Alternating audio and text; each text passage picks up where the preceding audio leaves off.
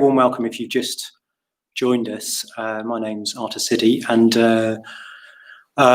this is week 3 in the series. We're doing the Mindfulness of Breathing, and we're exploring our title, How Sitting on Your Cushion Can Change Your Life.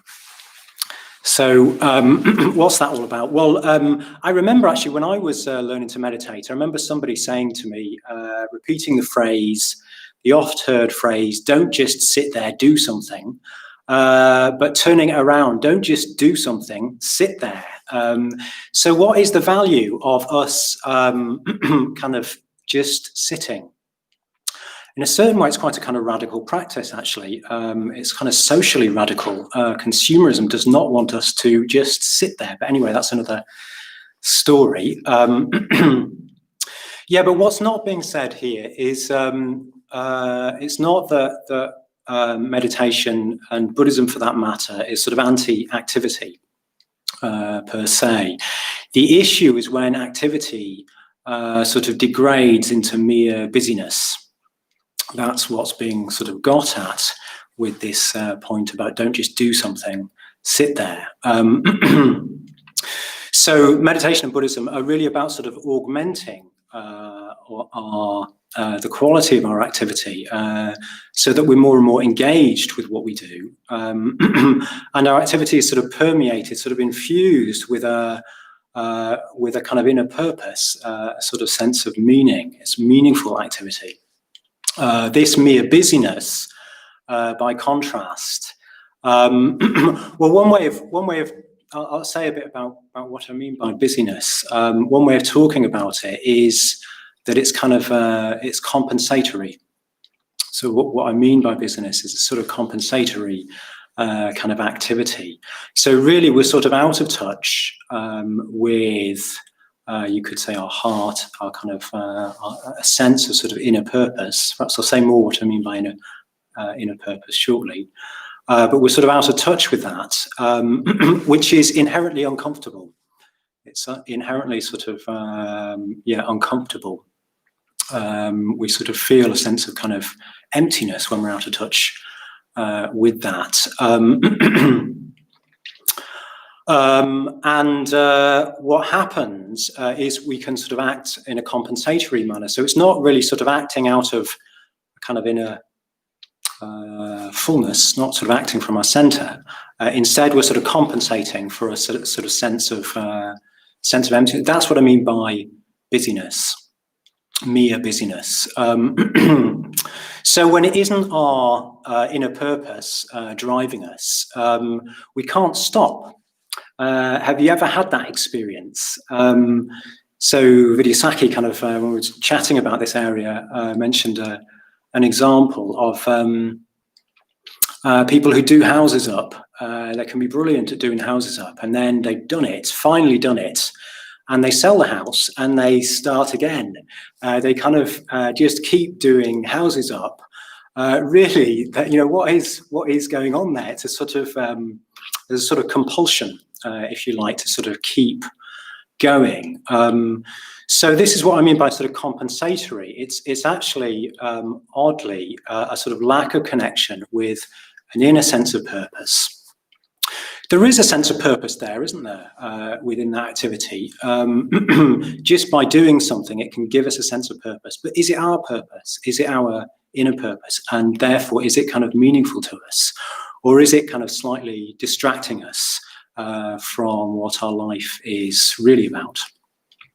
So conversely, when we are acting from our center, you could say, or from this sort of sense of inner purpose, we feel fulfilled when we stop. I don't know if you've had that experience of when you've been very busy, and then for whatever reason you have to stop, or project comes to an end, and you just feel you can just actually quite easily just sit. You're not even kind of getting thoughts about the project kind of running through your head. You can just sit and be quite quiet because what you've been doing has been fulfilling. You don't need to sort of tell yourself a story about how well you did and how you've impressed this person, or all that sort of stuff, the kind of stories we naturally fall into. So yeah, another thing that actually can happen when we with this sort of compensatory activity of busyness is that when we do stop, or at least when we're going, you can have a sort of sense of you do have a sense of purpose. You feel, or you feel sort of engaged in what you're doing. But when you stop, suddenly you feel empty. I don't know if you've had that experience, but suddenly you feel empty. It's like you sort of fall off a cliff. You feel sort of empty. You kind of don't know what to do with yourself, a bit listless, a bit restless. Well, that's indicating something. That's indicating that it may have given you a sense of purpose, but it wasn't your purpose. It wasn't this inner purpose. What I mean by sort of inner purpose, it wasn't personally meaningful to you. So why am I going on about this when we're here to meditate? Well, meditation is that stopping. In our life of activity, if we punctuate it with meditation, it is that stopping, and we experience what sort of state of mind we're in when we stop to meditate. So what we often experience when we stop to meditate is distracting thoughts, lots of thoughts kind of rushing through our heads. That's particularly at the start of meditation, but it continues to be a challenge. So actually, much of our distracted thoughts in meditation may too be kind of compensatory. It may be that actually you don't quite want to experience a deeper level what's going on with you, and therefore your mind is roaming around trying to find anything to focus on, rather than actually what's going on, rather than your emotional experience or any sense of emptiness. To be out of touch with our sense of inner purpose is inherently uncomfortable. It can be quite subtle, so that we don't necessarily notice it. But actually, as human beings, we all sort of need this. Viktor Frankl, the psychologist and author of Man's Quest for Meaning, the Jew who survived the concentration camps, writes very, very fully and eloquently about this. But he says, in a way, it's like life is asking us a question. Life is asking us a question. I like that way of putting it. And our life is the answer to that. So we do have an answer to that. There is an inner purpose, but we need to kind of find it. I remember I was mentioning a couple of weeks ago being out of touch with this. I chose a university degree of mechanical engineering, and turned up. I would go into the building, and this horrible sense of emptiness would sort of come over me. My heart would sink just kind of walking into the faculty building. That was not my purpose. I did have a purpose, I discovered, but that was not it. That was an obvious example, but actually in our lives, we're sort of, we're constantly kind of deviating in subtle ways, constantly getting out of touch with our sort of inner sense of direction, inner purpose. Ultimately, that inner purpose is a matter of mind. You can have the experience of doing something which is meaningful to you, and then it stops being. It stops being because the meaning is actually a matter of mind. Something has changed in your attitude such that the particular work you're engaging with is no longer meaningful. So ultimately, it's a matter of mind. So when we meditate, as I say, we stop, and that gives us an opportunity to really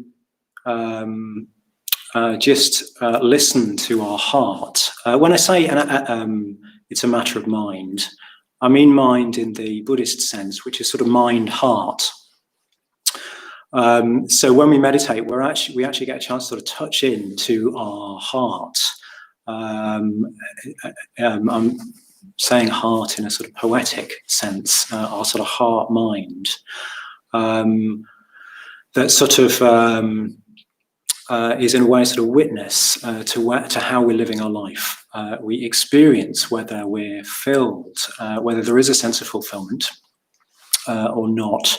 So in the meditation, the way I'm going to encourage us to engage is I'm going to introduce a Buddhist term, Vedana, for this, because it's really helpful, this term, actually.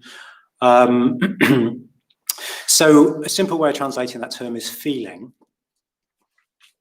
But what it's getting at is that all of our experience, our internal experience, our mental experience, and our external, to call it that, experience, comes to us charged.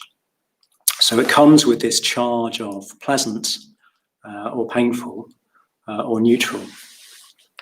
So, as I say, that's all of our experience. So it's obvious with taste, isn't it? Just had dinner, and that tasted nice. So that was my experience. My taste experience came to me charged, sort of pleasant experience. If it's something that's off, it's unpleasant. And then one's visual experience, if you walk into a room and it's kind of pleasingly decorated, that has a sort of a pleasant Vedana to it. That experience is charged. It comes to us charged, the pleasant Vedana. If it's got kind of jarring wallpaper, the charge is unpleasant. You cringe. You want to get out of there. But our minds too, everything in our mind. So when you think a thought, that comes to us charged. When you experience a thought or when you experience a feeling, that comes to us charged too. So certain thoughts, critical thought, a hateful thought, has an unpleasant Vedana to it. And a thought of well-wishing has a pleasant Vedana to it. So in Buddhism, the mind is a sense too, but all of our experience comes to us. It has this quality, this characteristic of Vedana, which means that it's pleasant, painful, or neutral. And the reason why I'm saying this is because we are predisposed to respond to all experience in a particular way. So if it's pleasant, we respond by pulling it towards us. We want more. And if it's unpleasant, we respond by kind of pushing it away. And if it's neutral, we respond just by sort of ignoring its indifference. Now, this works very well. This has suited us very well in our evolutionary process, and it works very well with bad wallpaper. If you're in a room with bad wallpaper, you go, ugh, and you can escape the room, leave the room, push it away. But it doesn't work very well with the mind. Because if we push our thoughts away, they don't go away because they're in our mind. If we push uncomfortable feelings away, they don't go away because they're in our mind. In fact, they persist. What we resist in the mind persists to some extent in our external experience as well. But that's a bigger matter. So what I'm going to suggest we do is basically we're in the meditation practice, we focus on the breath. But I'm going to encourage that we do that by developing a broad awareness of our whole experience through attending to the different Vedanas in our experience. Yeah, so we're going to develop this kind of broad awareness so that we can develop focus. Yep, there are these two aspects, kind of broad awareness and focus. So what this is about is our distracted thoughts, as I say, they're often compensatory, and they're compensating for what's going on with us at a deeper level. What we can do in the meditation very easily is just focus on the breath, and it becomes, in a way, another sort of slightly compensatory activity. We're trying to get away from our experience. But what we need to do in the mindfulness of breathing is go deeper into our experience. So if we're just developing focus in the mindfulness of breathing, we won't do that. We need to be developing not only focus, but also breadth.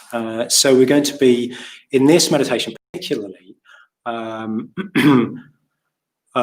developing that sort of broader awareness in a more sort of detailed way, finding out more and more about what's going on with us. And we're doing this, in doing this, we can kind of turn towards anything that's kind of uncomfortable in our experience. We can just sort of stay with anything that's pleasant. If we stay with what's pleasant, it makes it easier to turn towards. It sort of reassures us there's pleasant experience, so it's okay. Unpleasant experience sort of unsettles us. We want to get away from it. So we can use both pleasant and unpleasant experience in a balance. If it's neutral Vedana, we can just stay with it and see what happens. So the reason for all this is that what we do when we turn away from that, in our example, from that sort of sense of inner emptiness, we turn away from our heart. We turn away actually from what puts us back in touch with that inner sense of purpose.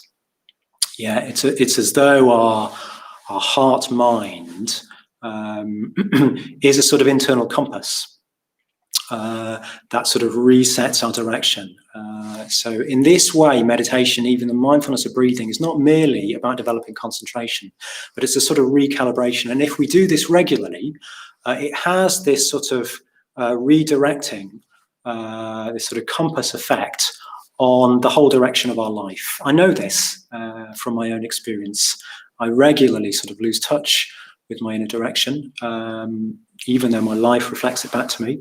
But my meditation, if I'm honestly exploring my experience, the breadth, developing breadth of awareness, then it reminds me it brings me back into contact with my center, my heart, where inner direction is found. So let's, without further ado, set ourselves up for meditation practice. So if you'd like to get your cushions, get on your cushions, and set yourself up.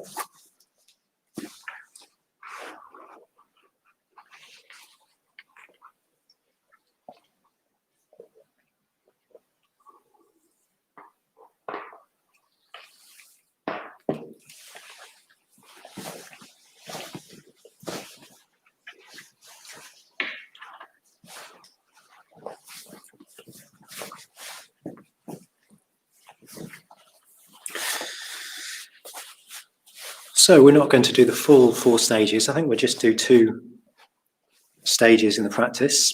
If this is your first practice, you might not know what the 4 stages are. That's fine, don't worry. There is a tutorial or a video on our YouTube channel that you can look at later, but you'll be fine for this practice. So when you're ready, just closing your eyes.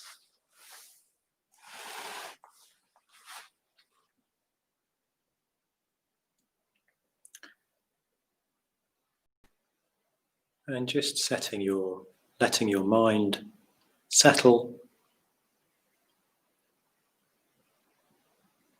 into your experience, hearing the sounds around you,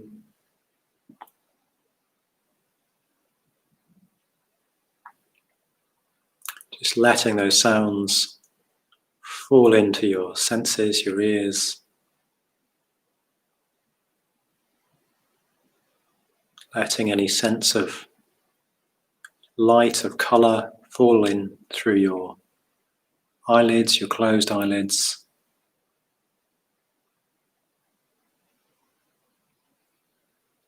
Feeling the sense of touch, feel of your clothing, the touch of your hands touching each other.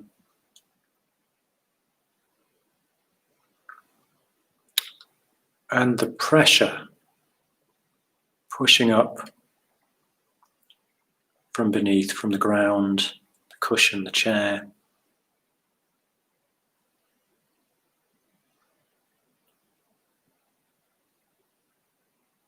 So just letting those sensations present themselves to your awareness.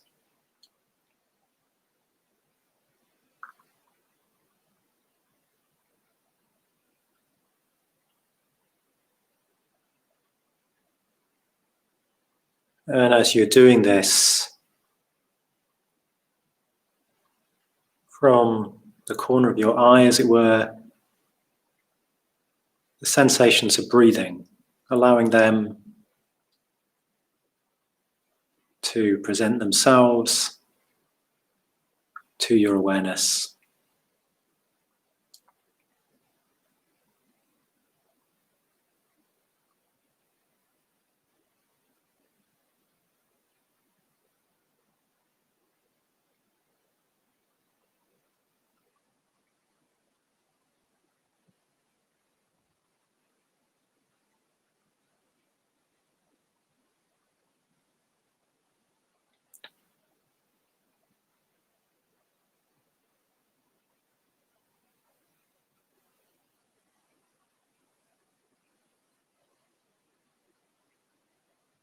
And see if you can find a point in the sensations of breathing where the sensations are strongest or most vivid.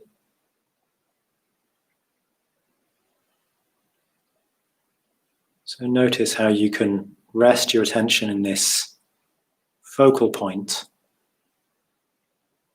So this is how we develop focus.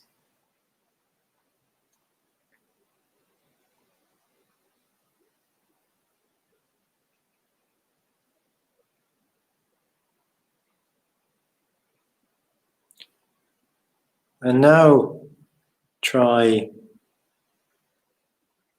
becoming aware of your whole bodily experience and just sort of breathing with that. Notice how you can also be aware of breath, the whole breadth of your experience at one time. And you can just sort of breathe with that. The whole body breathing. Even somehow feeling the movements of breathing in parts of the body that don't breathe. Can you feel the movements in the arms, involving the neck and the head?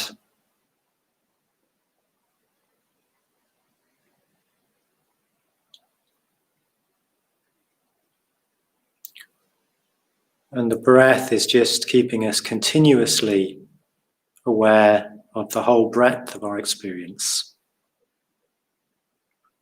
And if there are thoughts going through your head, just let them go through your head without sort of getting involved with them. Hello thought, goodbye thought.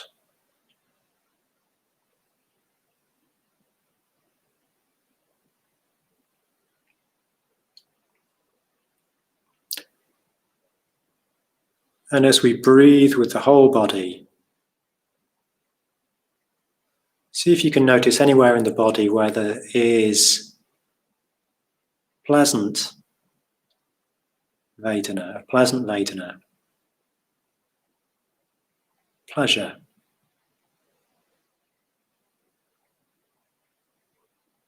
It might be easy to find, it might be harder to find. See what you can find. Even if it's just the warmth of the hands in contact with each other, having a mildly pleasant, sort of comforting feel of Vedana.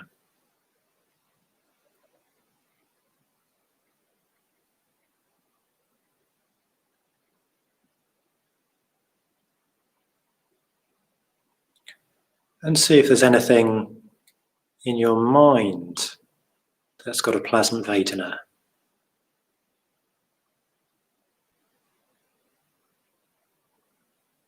Perhaps there might be a slight lightness in the heart.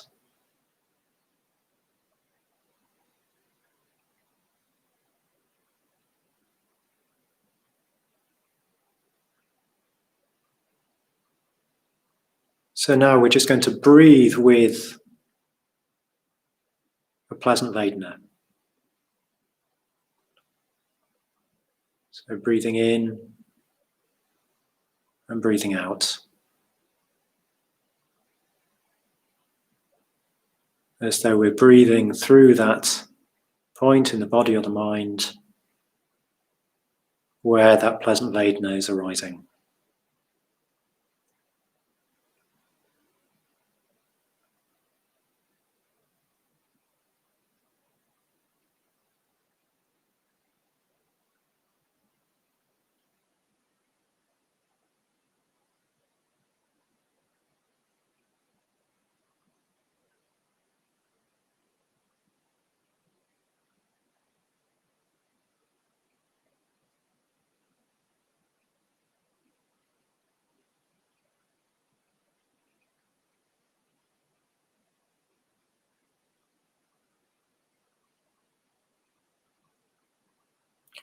And just notice if it has any slight effect on the mind or on your sense of ease at sitting here with yourself meditating.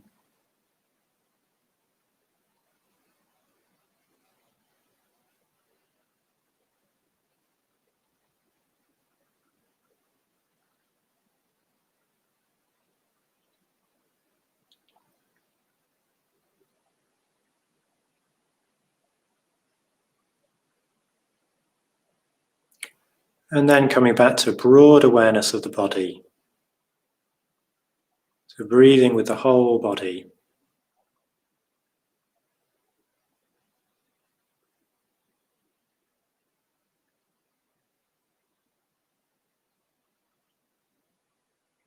And whilst we're breathing with the whole body, now starting to look for a Vedana, a slightly unpleasant Vedana in our experience. It might be a twinge in the knee. And see if you can find one that's physical and one that's mental.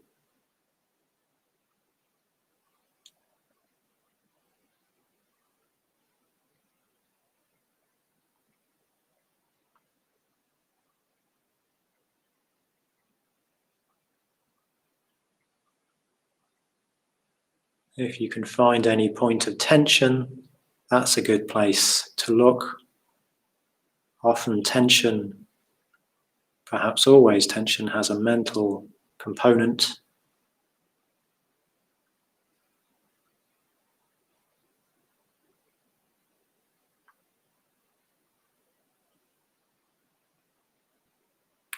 Doesn't need to be strongly unpleasant. And let's see if we can just turn towards it, which means just bring a kindly, open attitude of awareness, or to our awareness of it.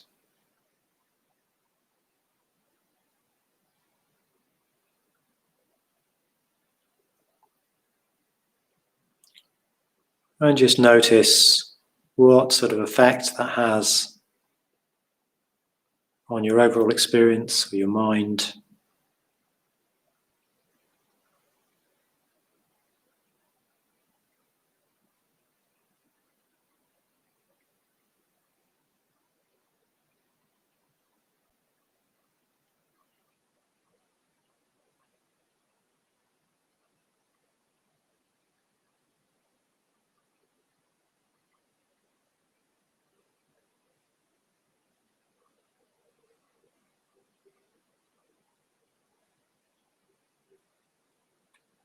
In this way, we're allowing into our experience uncomfortable elements of our experience,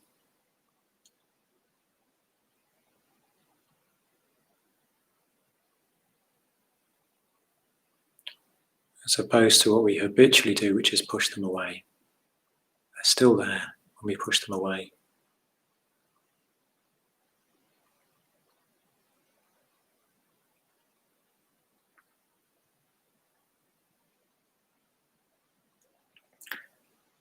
And now coming back to a broad awareness again. So breathing with the whole body.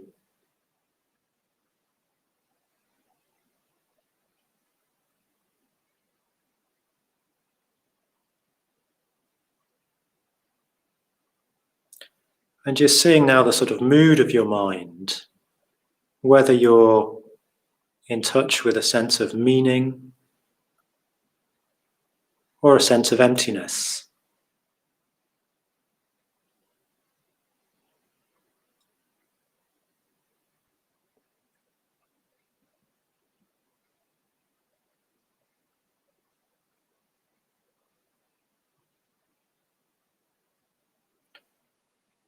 Just helps to know the mood of the mind.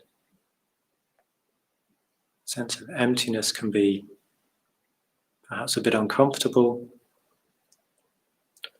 But notice any thoughts, any stories that immediately are sort of activated or from that sense of emptiness, if it's there. And we can just drop any stories or thoughts, just breathing with the experience in this broad awareness.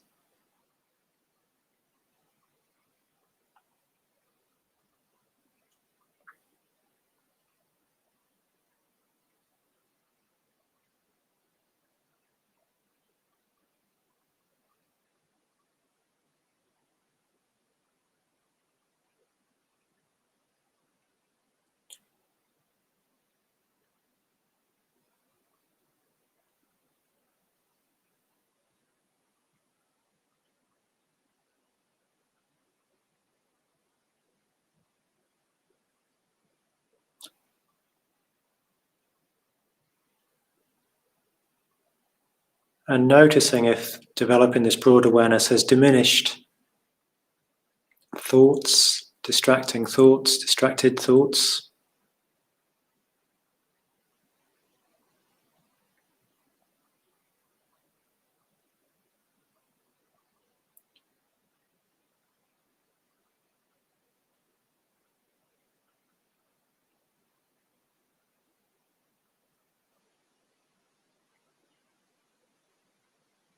And as we breathe in and out, breathing with the whole body in this broad awareness,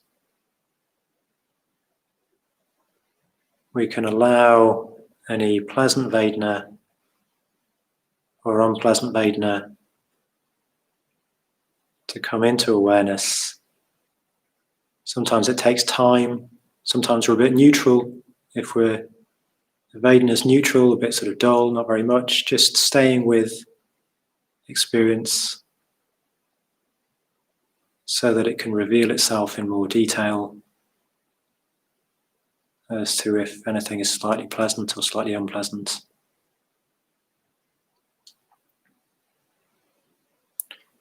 And then let's just add the counting in this second stage. So we're breathing with the whole body, sensitive to Vedana, choosing whether it's helpful to attend to pleasant or unpleasant Vedana, and counting after the out-breath.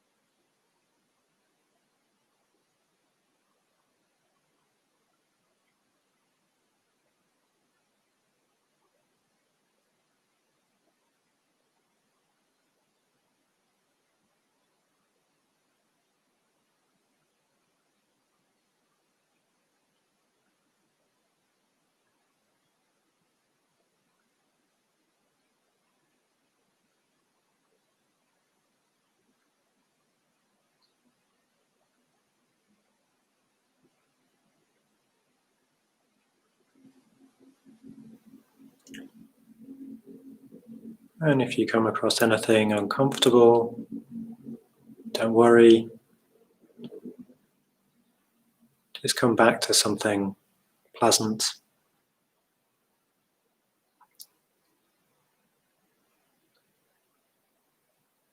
Rather than get overwhelmed by it. If you can stay with it with kindness, that's great.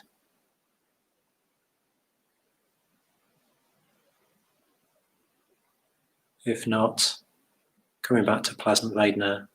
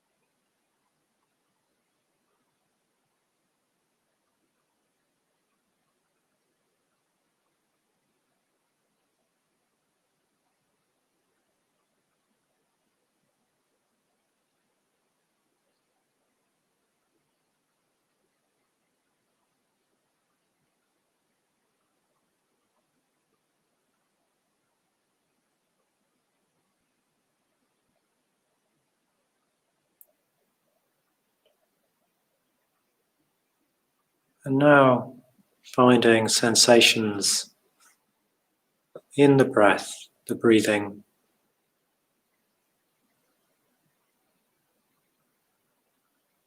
and cultivating a focused awareness of those sensations.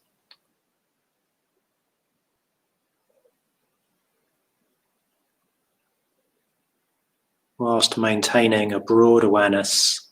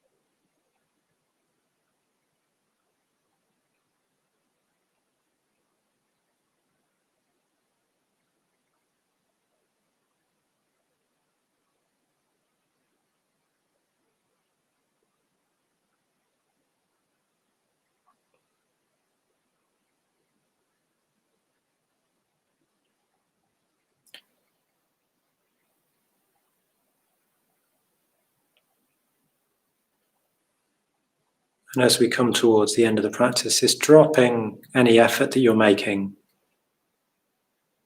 This is a really important part of the practice. Just sit absorbing the momentum of the practice.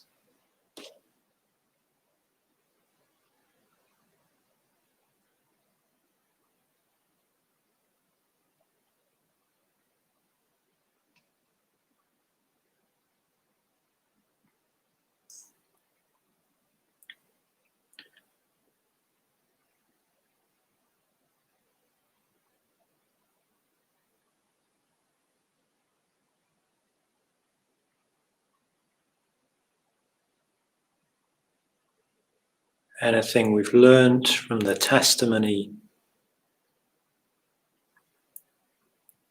of our heart, mind, our experience.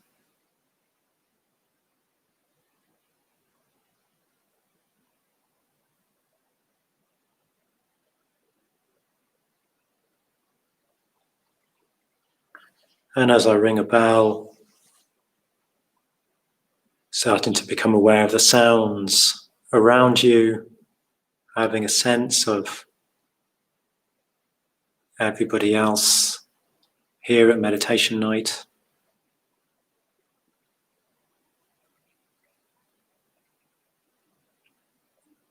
And in your own time, emerging from the meditation.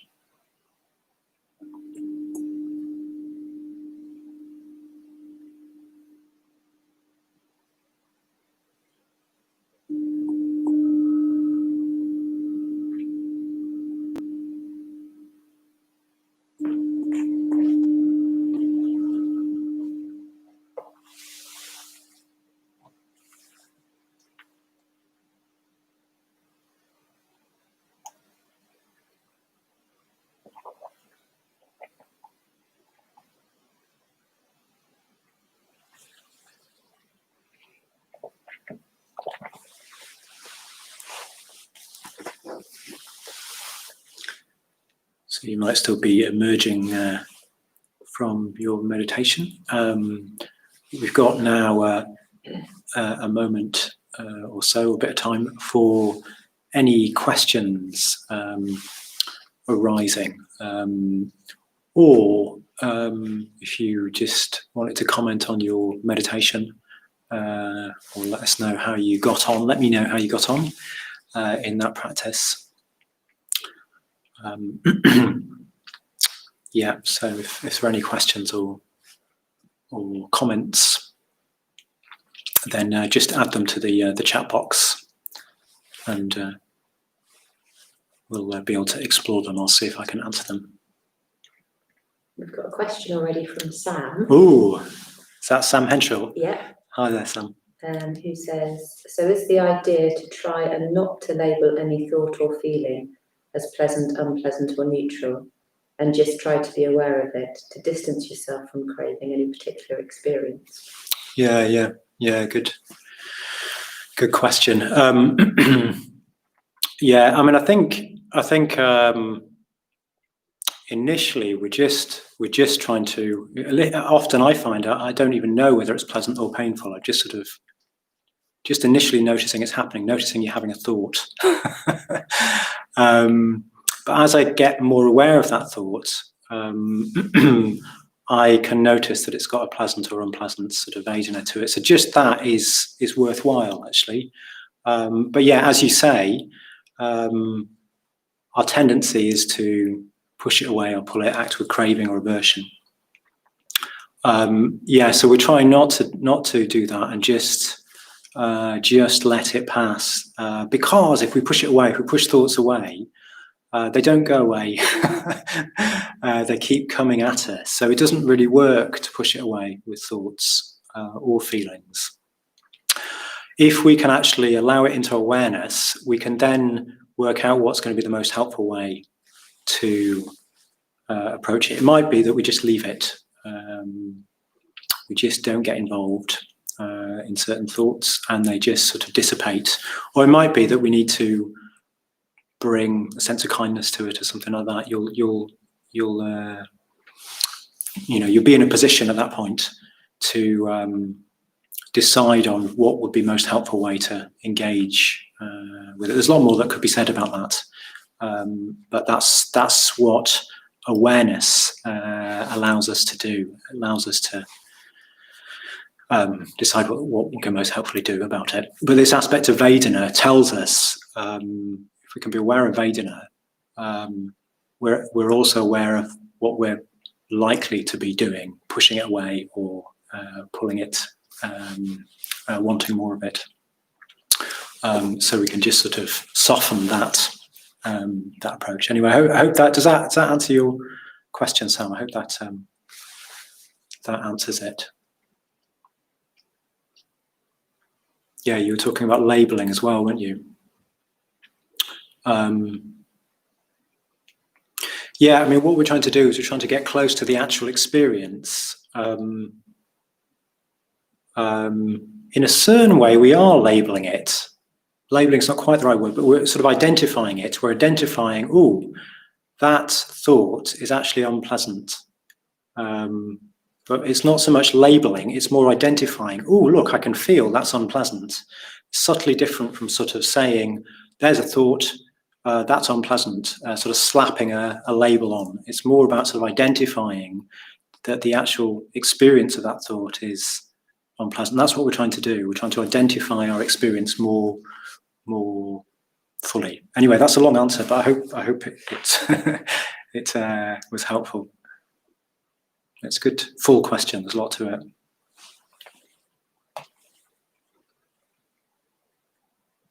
Yeah, Sam says, thank you. Yes. Oh, good. Smiley face.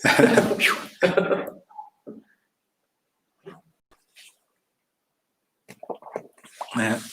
I liked how you said about Vedana being like your experience charged.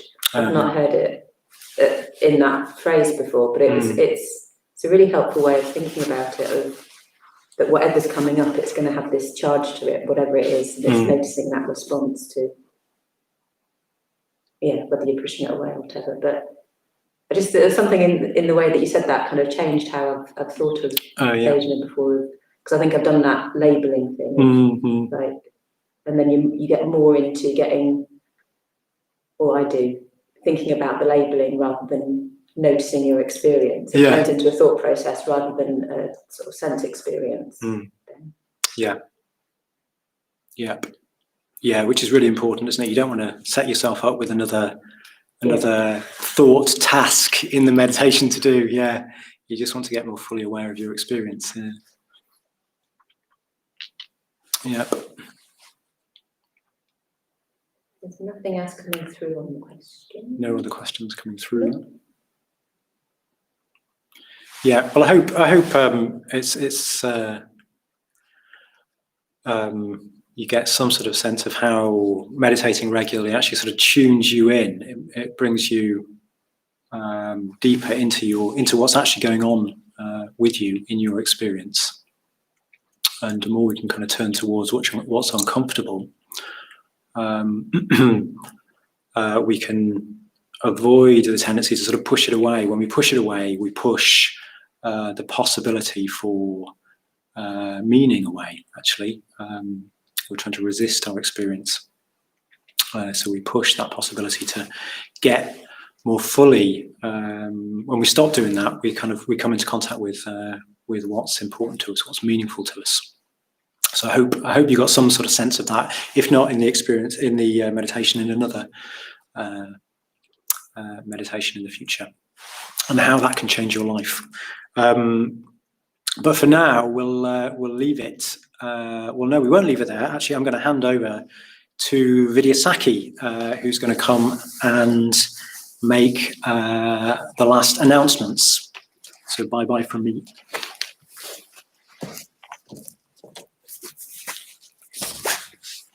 Hello. That was a seamless transition, I think. Good evening, and thank you, Arthasiddhi, for leading us in the meditation this evening. So I'm going to invite you to come on retreat with me. So we've got a retreat starting on the 2nd of August, and I'm really excited about it, actually, because it's going to be quite a big deal. We're collaborating with the London Buddhist Centre, with Dublin Buddhist Centre, with Brixton Buddhist Community, and with Sheffield Buddhist Centre. So all of us are sort of collaborating on creating an online summer retreat. And it's open to everyone, anyone who wants to come along. You don't even need to know how to meditate to come on this retreat, because we will teach you how to meditate as part of the retreat. But if you already do know how to meditate, if you've already got a practice, then coming on retreat is a really important, crucial way, actually, of crystallizing your practice, really kind of helping you to get it more deeply embedded and take it further. And it's going to be great because it'll be a big gathering. There's going to be, well, probably hundreds of people on this retreat. And at the same time, we'll be creating sort of small groups of people from the same locality to get together in the afternoons and share your experience of the retreat, swap ideas, listen to each other, meet each other, say hello. Yeah, it's going to be great. There'll be meditation in the mornings, first thing. And there'll be talks, stories from the Buddhist tradition and talks about meditation. So it's going to be fun, interesting, stimulating. And then there'll be evening activities as well. So it's going to be a full experience. It's for a whole week. And if you are free that week, then I recommend that you just come along and you throw yourself into the retreat experience. If you have to work or if you've got other commitments, you can still come along, actually. Just come to the bits that you can and you'll still get a lot out of it and you'll get a flavour of the whole retreat community, which I think is going to be really lively, really stimulating and fun, a real event. And you don't even have to leave home to experience it. And it's free by donation. So you can book onto it via our website, I believe, actually. I'm not quite sure how you book onto it. How do you book onto it? If you go to the website, which I've put the link in, it's got a link to the booking. Right, yeah. So Liz has put a link and we'll be advertising it on YouTube. We'll be sending out an email. So do subscribe to YouTube. It's really helpful to us. If you haven't already subscribed, do subscribe and have a look. We've got a load of material on YouTube for you to browse through. So we'll make sure you know about the retreat and how to get on it. And I'm really looking forward to it and I'd love to see you there. So do come along. Anything else I need to say? Oh, yes. So we offer these classes completely for free. And we're very happy to do that. In fact, we want this class, this video, this event to get out as far as possibly it can. But we are also in need of financial support. So if you can help us out by making a donation, I think Liz is probably putting the link up even as I speak, then please do make a donation on our website. You could just make a one-off donation for tonight, or if you're coming regularly and you're really appreciating what you're receiving and you want to help us roll this out even further, then a standing order would be really so helpful for us and will help us plan into the future. So yeah, thanks very much. And I'll be here next week with Arthasiddhi and Liz and look forward to sort of seeing you then. Okay, good night.